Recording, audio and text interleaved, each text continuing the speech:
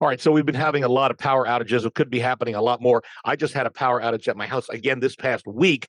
It didn't last a whole lot, but this is like the third time in 2 months. So I'm just telling you, we got to be prepared. So a couple of things that we should all be prepared. If it's hot outside, staying cool in hot weather just as important as staying warm during cold weather. So, for example, drink fluids, plenty of fluids. Block the sun through windows by closing shades if it's hot, or if you need light because it's cold outside, open them.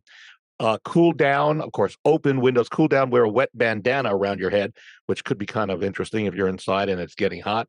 Use water, take a shower or bath. Cool water will help you cool down. Also, think about cooking outside instead of inside. Put the grill on. That's a good reason not to heat the house up inside. You want to keep your food fresh and safe by not opening the refrigerator, because that will immediately help to reduce the temperature. Check the temperature with an appliance thermometer once every day with your fridge. If you don't have an appliance thermometer, now's the time.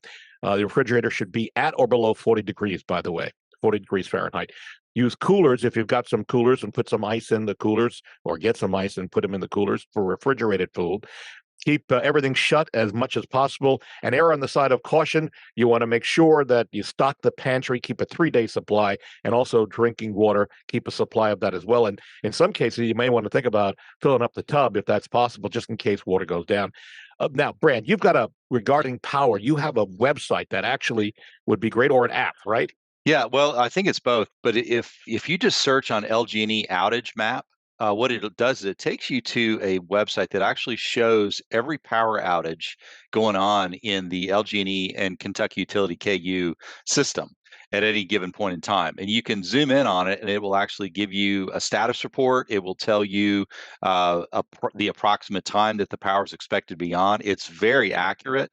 And when the storms come through, it's been very helpful. Unfortunately, my daughter lives in an area with above ground utility lines, so she loses her power a lot.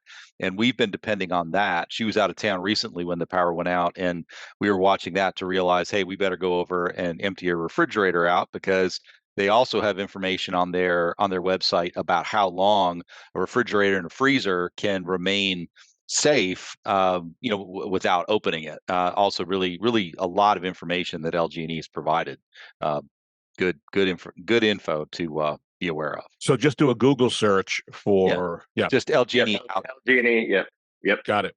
And Greg lives in the community at Norton Commons where they're buried the power lines. I take it you don't have any power outages with your house, or you do. I spoke too soon. Okay. I mean, there's a lot of new construction, and the power lines on the front facing side of the perimeter of the neighborhood are all above ground. Right. So we rely on this website quite frequently, and it's updated every 15 minutes. And as Brad, I can echo his words. It is very accurate, and I've never had an issue with waiting for power outage to come back on and the read of the estimation being not accurate. And this is great, because many times LG&E is the one to blame for this, that, and the other thing. But here's one that they're getting right. Yeah. But again, and they're up against trees, which are taking power lines down. And a lot of residents don't want trees cut down because they add to the beauty of the neighborhood and the house. So it's a catch-22. We understand that for LG&E.